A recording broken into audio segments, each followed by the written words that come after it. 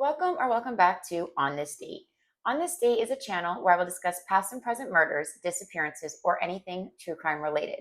And today I would like to take you back to February 22nd, 1985, to where Cherrie Mahan was getting off her school bus and approaching her driveway just less than 100 yards away.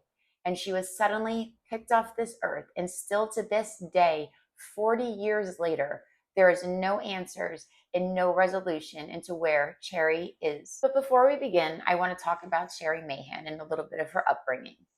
Cherrie was born August 14th, 1976 in Saxon, Pennsylvania, to her mother, Janice Mahan, who had become pregnant with Cherrie at the age of 16 after a sexual assault had occurred when she was 15. The biological father was not in her life, and obviously due to that factor. Now, I just want to stop for a minute as well, because there's varying documents or media coverage on this particular subject, and I don't want to definitively say that it was her father that actually raped Cherrie. However, I do feel strongly that enough information that I have obtained leads me to believe that Cherrie's biological father was also her mother's attacker. I'm also going off of this with, later on, we'll get into statements made by Janice, Cherrie's mother, and that also has led me to believe that is the possibility that's most likely as to how Cherrie was conceived. And I want to take this time as well to also let you know that I get all my information from public records, from online sources, and you do your own research and come to your own conclusion about what you believe and what you could possibly think happened to Cherrie. We all know with social media and the internet and AI, sometimes it is very hard to siphon through what is factual and what is not. So I try to base that, if I believe it's factual, without actually hearing it from the said person's mouth, based on multiple stories and kind of other incidents that lead me to believe things that I will state in this episode. Okay, so since Cherrie's father was not in the picture, her and Janice were extremely close. Janice later then marries a Vietnam War vet, Leroy McKinney, and I would just like to take a minute and thank Leroy for his service. The family moved to Cornplanter Road in Butler County in 1984, and Cherrie was said to be a social butterfly and have lots of friends. And actually, on the fateful day of her disappearance, she was looking forward to a planned get-together with a friend for that weekend. As Cherrie exited her bus that day, her mother, Janice's stepfather in the world, would be left with the unimaginable reality that as she exited the bus, it would be her last time doing so. Cherrie exited the bus February 22nd, 1985, with about 20 other students and 3 actually who exited the bus behind her. A mother of one of the students was also at Cherrie's bus stop, and this bus stop was a maximum of 100 yards from Cherrie's driveway. She would come to the driveway, and I've seen pictures, and I will include them here, where you can see 2 driveways kind of going up, and that would be where the bus would let her off a little while back. She would walk, and then she would get on her driveway, and she would continue up towards her house. So not very far at all. Like I said, there was varying reports of 50, 75, 100 yards. So I'm going to say at maximum 100 yards. And that day, when she exited with the 3 children and the mother sitting at the bus stop, she headed off to her driveway, never to be seen again. It was like she just was picked off of earth, disappeared into thin air, and still to this day, just nothing. So as that plays out, and Cherrie gets off the bus and she never makes it home, her mother and her stepfather become very alarmed. They end up going down to the driveway, can't find her, and they knew at this point something was wrong. Shortly after the call, the police would arrive with canine dogs to search the area, and there was, again, varying reports. One said that the dogs kind of dragged them up to another house or another property. And I couldn't really find anything because there was nothing located by the search dogs or anything, I guess, that was of value. As police combed the area, they started questioning the school bus driver, the kids who were on the school bus, the ones who exited with Cherrie that day, and also the mother that was at the bus stop. And what they come to from these interviews was that children stated that they seen a bluish green van and there was a mural painted across the side of it. And I will insert the photo here, what they released out to the public so they could be on the lookout for this vehicle. Um, Also, the mother stated that was sitting in her car waiting at the bus stop for her children, that she's seen in her rearview mirror the same thing, although she couldn't see it as well as the kids because it was stated her back window was kind of like foggy and dirty, so she couldn't see all the way through from the rearview mirror. Imagine you're sitting in your car waiting for your kids to get off the bus. You see the bus pull up, you kind of look in the rearview mirror and you see this vehicle, but it's kind of foggy and distorted because you're looking out of a dirty window. So that was the best account of what she could give. Also, there were some students who said that they seen a blue car. So with that, with the bluish green van with the mural and then the blue car, they released this out to the public in hopes that they could maybe locate the vehicles and that would bring them closer to finding Cherrie if they were involved. However, through all of this, there was nothing proven with any of these vehicles and there was no suspect that came from any of this. So really, essentially, these leads were pretty much dead ends because it has never gotten the police any closer to finding out who it was. There was no plates given. There was no description of the people in the vehicle. And as far as I could see, I could not find anything that was solid evidence that these vehicles were involved in the crime. Police continued to investigate, questioning Janice and Leroy, and they were cleared of all suspicion in the disappearance. And the only thing that really could stick out when being asked, was there anything like out of the ordinary? Did you guys notice anything? What I seen reported was that prior to this, maybe, a few months up into this point, they had actually just moved to this house and Cherrie wasn't scared or anything. And then closer to the time of the abduction, Cherrie began asking Janice, her mother, if she could switch rooms, that she felt unsafe in the room she was in because of the windows, and she felt that somebody was watching her. And that's really all she expressed to her mother. And I don't know what actions were done to um, fix this kind of problem that or concern that Cherrie was having. I don't know if her mom just thought she was kind of being a paranoid kid and chalked it up to that, but I did see where that was mentioned. So again, that could be a situation where maybe she's been abused by someone at school or a friend's father, parents, and maybe she felt like they were watching her, or maybe they were telling her if she was being abused in any form of way, like, hey, I'm watching your house, and if you tell, something is going to happen to your mother and father. Because I keep seeing theories, and I watched a podcast, and I don't want to say who, and listen, we all have our own opinions. But they felt really strongly that Cherrie would have had to know the person, also that that person then would have had to have known her parents. And I just don't buy that. Their reasoning is kind of like, well, how would someone just stumble across us, or why would someone just pick her when there was other children there? And I mean, that goes back to any kind of thought of these predators. They get fixated on one child. Maybe he's seen her at the grocery store. Yes, he could have known her. And I think the likelihood of him actually knowing Cherrie and not the parents is more high of a probability.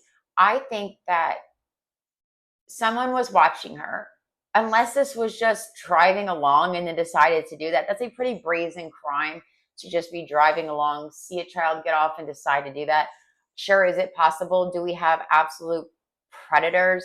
The Brittany Drexel case, take for instance, he was out cruising around and just happened to be Brittany Drexel that came across that disgusting monster. So there's a lot of things that could be in play. And that was in a huge public location in Myrtle Beach. So these pieces of shit, predators that do this to children, young ladies, women, the elderly, and prey on the weaker of our population, they don't care. They're focused on something and they want that something. And it doesn't matter if it's a child. It's so disgusting. Like, why we don't have stricter punishments for this, why we keep allowing this. And I just cannot. Absolutely sickening. So I got off track there and I'm sorry. I just get so mad. So I believe that it's a possibility that her parents didn't know them. Now, I'm going to explore this theory with you as well. I have a script kind of written out, and today I just decided to kind of read off of that and talk to you guys. And I'm not to that point yet, but while we're kind of talking on topics of suspects, there has been an interview with Cherry's mom where I will insert it. I think I have the footage in here, and I'm going to try to insert that for you guys. Have peace in my life. I mean, I have said a lot of time that I would just allow somebody just to walk in my shoes for one day and know what it's like to not know whatever happened to your 8-year-old daughter. It's heartbreaking. Her daughter got off the school bus in Cabot, Butler County 40 years ago and was never seen again. Tonight, Cherrie Mahan's mother believes she may know who's responsible for her disappearance. Janice McKinney says that while she's not naming the person or people right now who she thinks kidnapped her daughter, she now truly believes she knows who did it. McKinney is crediting many tips sent to the Find Cherrie Mahan Facebook page. I think that it's not just one person. I think there's more than one. Every tip that we get, we turn over to the state police. So we're not hiding anything from anybody. That she states she knows who did it. And her conclusion or theory to what happened to her daughter is the monster who raped her, Cherry's biological father, which shouldn't even be, I hate using the word father with that, but it's what he is, her biological father. That he is responsible for this. Not him himself, but he had friends help to pull this off. And I've seen where, in this interview, she says that she knows who did it. And then I see on other things that is the theory, that it was the biological father, rapist. Gotta watch what we say on YouTube nowadays. We should be all the problems bringing awareness to this, and we can't say anything or say specific words when that's what these people actually are, and why we just don't want to hear it or block it out. This is what's going on in the world, and right here close to us, and why we are censored with words is crazy to me. Let's call it what it is, what he is. But anyway, the thought process is that he had friends help abduct her, which absolutely, I could totally see that. And I can see where Janice, she's not left with many answers or anything to help her go off of. And I feel like that's a very good possibility as to who could have done this. Now, why I don't know. It's not like there was a legal case pending. Janice tried to report him and apparently just wasn't taken seriously, is what I've gathered from these reports, because obviously the guy's not in jail. So I don't really know what the motivation necessarily, because I don't see him wanting to be a father, X amount of years later when she's 8 years old. But again, who knows? And he's sick. And who knows what his thought process is. Is it punishment because he woke up one day and just felt like, you know what? I did all that to this woman. I can't just let her live with her daughter peacefully. We don't know, right? Because we have no answers. 40 years, this has been an unsolved case. Somebody knows something. And if it was her biological father and his friends, people know. People know what happened to her. And I pray that even though she's probably not in a wonderful situation, and I don't like to say that, but a wonderful situation would be home with her mom and her stepdad, especially her mother, who she was very, very close with. I hope she's alive. I hope the biological dad just took her because he wanted to try to raise her. Not that I hope that's the option. I hope that because there's still hope that she is alive. If we go with the other possibilities, we know how grim that can look. And we always want to keep hope. We don't know. Kyron Horman, same thing. We keep hope, right? That he's alive and he's somewhere out there. And I don't know, is it better to be alive or no longer with us when going through something like this? I talked about this before in another episode. The victims of like sex trafficking or different scenarios that now have to live with that trauma from the abuse, I can imagine it's like a living hell. So I guess be grateful that she could be alive, but in the same sense, I can't imagine that her reality is really great right now.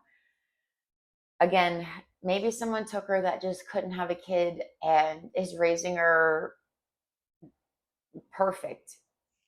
That's what we would hope for at the end of the day, right? It was someone who really wanted a child, who couldn't have a child. We see that. They took them.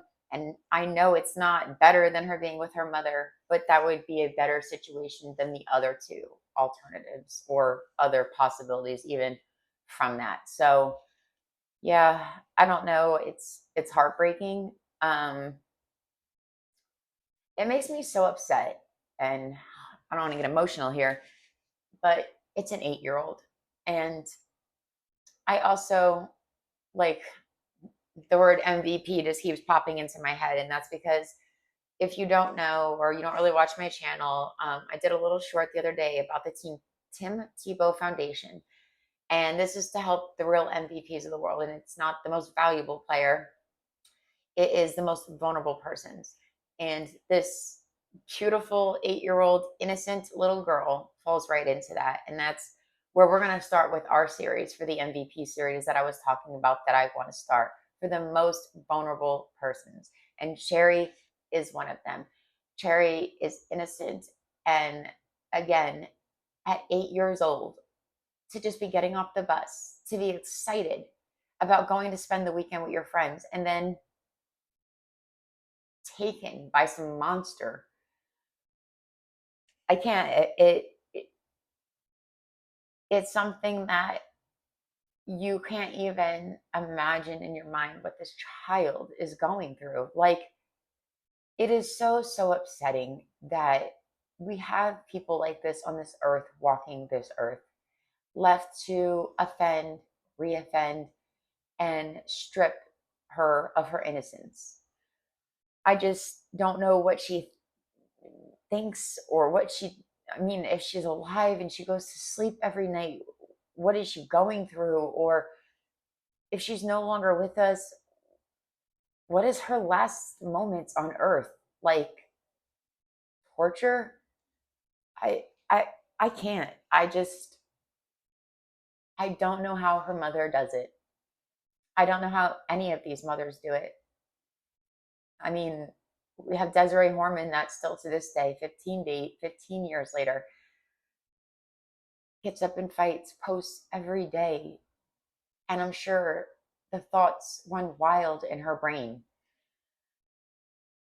The torture that predators leave on the family members as well, not just the trauma and the agony of Cherrie, which, yes, most important, but her mom. Her mom goes to bed every night wondering what happened to her daughter. She has no closure. Her daughter's just not here. It's probably one of the sickest things that someone can do to somebody. That sorry. I just I can't even imagine. I'm sorry guys. I feel horrible for the victims' families and the mothers and these children, like, because we can't just be normal human beings and not hurt each other. Like, this world is evil. There's some beautiful things, but anymore it feels like this, like, evilness is taking over people. We see teenagers killing teenagers. We see teenagers killing their parents. We see teens entering schools and going on mass shooting sprees because They don't like anybody else because they have issues at home. Hurt people, and that's just the unfortunate part of reality. And we as a society need to start protesting, putting our foot down, writing lawmakers, and changing things, because the ones who get caught and go to prison and then are let out to reoffend. And a sad statistic is that each sexual offender will have 13 victims in their lifetime. That doesn't mean that every victim was reported, right? So an average is 13 victims per predator. Tim Tebow Foundation is one of the many facts that I've learned from digging into that. And I am doing a deep dive on that so we can get to know the charity and the foundation as a whole. But put that into perspective. There's 13, if they don't get caught with none of them, but if they get caught doing one thing, they still had 13 on average victims. So we need to put a stop to it. We need to step up. We need to stop letting our innocent children get picked off of earth like they don't belong here or are supposed to be here to be loved. So sick, absolutely sick. And these people that keep doing this, like, get rid of them. They do not deserve to breathe fresh air. Why are we still giving sex offenders freedom? Why are we still giving them punishments that are going to carry on through years? And so what? They have to register as a sex offender. They're mentally ill. I'm going to look at the statistics to see how many sexual offenders can actually be rehabilitated. How many have came out and actually been rehabilitated? I'm going to say none. And any of them that are probably lying. It's disgusting. I'm sorry. There are things that you can pay your time, do your time, and give back to the community. And you can make mistakes. I'm not saying to be perfect. I'm not perfect. We make mistakes. We do our time. We move on. With something like child offenses, that is the most innocent population. They just like give time, like, oh, no big deal, you did this to a child and tortured them, or you didn't feed them. And I'm going even past sexual assault. If you're going to torture children, then you should be put to death. I don't understand why we are so lenient over here on sex offenders or child abusers. I really don't.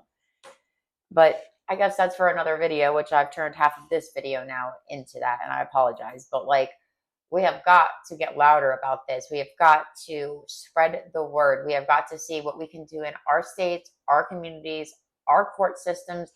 How can we stop this? Start in your state. Everybody, if every just handful of people went in front of the court, went in front of different committees and different things like that, and protested or tried to have laws passed and really brought attention to this, which I believe the Tim Tebow Foundation is doing, and they're doing an amazing job. And that's why I want you guys to support that foundation and see what you can do in your area to help. But we gotta get together. We gotta, all the good people of the world and this United States, we just need to come together and stop this. We have no problem deploying military for protesters and rioters, and this is not a subject I'm getting to on my channel. I want to say this though, and if you disagree with me, I really don't understand the disagreement, but it is what it is. Why don't we use all that resources and military to start knocking on doors, start finding missing children? I don't care. Let them come in and search your home. The stipulation is we're not here for anything else. We don't care. We have a missing child that was taken a county over. We're going to come in and search. I don't know. To me, I get it. I'm all about your rights, your privacy, and the government should not be in your business, in your home. However, let them. If it's going to bring back missing children, if it was your child, would you want somebody going in these houses and trying to find them because you can't do that kind of work yourself? I think that you would say, yeah. So I think that we should start, investing those kind of resources into finding missing, trafficked, and, perhaps murdered children. Let's try to find what's going on. We could be stopping so much more abuse from parents, from abductors, from family members if we just started going in and looking for these kids. Show up as the army in somebody's town and see how many people start talking about if they know something. Put pressure on these people. But I'm sure that will never happen, and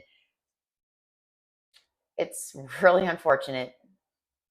Really, really unfortunate. I wish that people, you know, would get like they get in uproars over they do with the politics.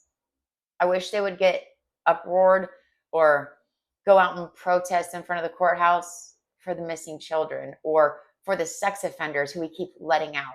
How about on the day a sex offender is going to be released, everybody shows up and peacefully protests in front of court every single time, and we keep beating it down their throats until the laws are changed? Why don't we ever see that? I don't understand it. Absolutely sick. And it takes something bad happening for anybody to do anything instead of just like common sense isn't common sense enough anymore. I am so sorry that I went on a whole rant and had nothing to do with Cherrie, but it's frustrating. And Cherrie's case is this prime example of just frustration, just frustration in general. I just can't believe that we can't find this missing little girl at all. Just gone. Just gone. Now, there is one little piece of evidence in this case. And I'm going to say again that this is most likely an actual piece of evidence because I have seen this come up numerous times on credible websites. But then I've seen something where it says that there was never a backpack found. However, I'm going to give you guys that scenario, but also warn you, again, this may not be good. And because of the time frame in which this crime took place and not really being social media, again, you're going to not find a lot of information and there's going to be some conflicting things. I mean, we have that nowadays. But there was a backpack found, a blue backpack, and this was in close proximation, if I could talk, to her grandmother's house. Now, I got curious and started Googling, like trying to figure out what happened to Cherrie. How far from her driveway would her grandmother's house be? Because how would the book bag have gotten there? Was that coincidence that it was the grandmother's house? Was that just sheer luck? Was that God above letting that backpack go out the window so it was a clue close to somewhere they knew would be found? We don't know. However, I wanted to know how far the distances was. And what I could find, and I'm going to insert the map picture here. And so what I could find was, so I had the map up on my laptop and I have where I found Clinton Township, and that's where the grandmother's house was reportedly located. Now, keep this in mind. We don't know how, Clinton Township could be X amount of miles long. I could be off. This is a general range to what I could find around starting to Corn Planter Road. And this is pretty much like if I'm looking at the maps, and I will insert it, you can go up and it's kind of like a straight run there. Little, like turns and stuff it looks like and around, but fairly close at 20 minutes, 13.0 miles. And I did this from, this is saying from like Winfield Road and Saxonburg, but the way it's going is showing like this straight run through. Again, I could be completely off reading this map. I am not great at maps. But I just wanted to search, like, was the backpack an hour away or 5 minutes away? Was it on the same property? Anytime I try to search for the actual location of the grandmother's house, I could not find the address. I see where people said it wasn't listed. It never shows it or says it. I don't know if that's true or if for other reasons it's not put into public record. Again, I don't know. That was just my best estimate. And the only reason why I kind of got curious is because there is not a lot of clues in this case. So trying to even piece together anything was rough. And I was like, you know what? Let's kind of see, like, where does the houses sit in proximity to each other? And is this even like a logical route? And I don't know. I mean, I can see it if they're coming from Corn Planter and coming down to Clinton. Yeah, I mean, that seems like that would be on the route, maybe like out of town. Maybe I should have pulled up this map like a little bit bigger. It just kind of gave me a small map area to where the road was at. Um, but yeah, again, it's just another mystery because I could not find much about this case. And again, giving that, going back so long, 40 years ago, there's not a lot, right? Um, as far as getting like maybe a FOIA request, turned in for this, I'm not sure how that works as far as, it's still unsolved. And I'm not particularly sure, and I'll look this up as well because I've been interested in trying to get FOIA requests as well. Um, I'm wondering if the case is still open if you're not allowed, because obviously that'd be probably releasing evidence, or maybe there's minimal of what you can receive. But I don't know, if the house is listed in there, and so I don't know if I have that uh, FOIA documents, I may be able to get a better pinpoint. Um, but I feel like there is not much in this case to go off of, guys. And again, heartbreaking because there's no leads to track down. Now, let me go back to let me go, I think it was February 2024. In February 2024, a woman actually came forward on Cherries Mother Janice, I guess, has started a Facebook group in support and tips of her daughter. And I will link that down in the description below, along with other things that I might find or come up with that may be helpful to get information to Cherry's mom. If anybody knows anything, please don't hesitate. Call your local law enforcement. I will leave the tip numbers down in the description box as well for what's listed to contact in case of any knowledge on Cherrie Mahan. So this woman came forward. That's where I was going with that, but I just want to let you guys know I'm going to leave that down in the description box.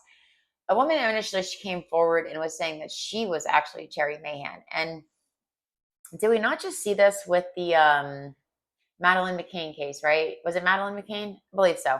Where the woman was saying she was her, and the little girl that disappeared, I believe, her parents, they were all like a resort, and she was taken out of the hotel room.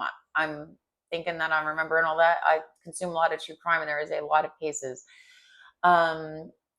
But I believe that she came forward as well, and that was proven that she wasn't, which again is so sick. Like, why do people do this shit? I don't know. It makes me so mad. Like, you have to be mental. Like, really? That you're going to give some kind of false hope to a victim's family that their daughter is alive, get them all excited to just be hurt all over again. Disgusting. It should be, I hope it's a crime.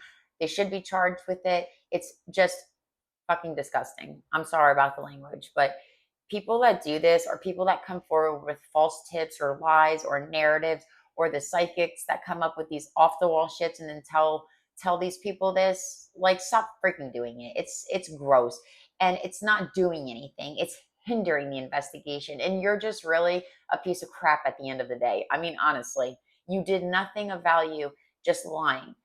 Again, this post was removed, which leads me to believe that this lady was also lying. However, I do not see a conclusion from the state police on this. They're saying that they are investigating it.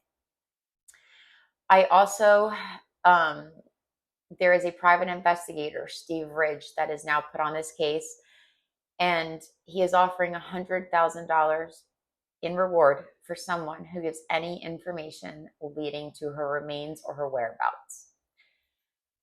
Please, again, be a good person. Someone knows something. Speak up, report it anonymously.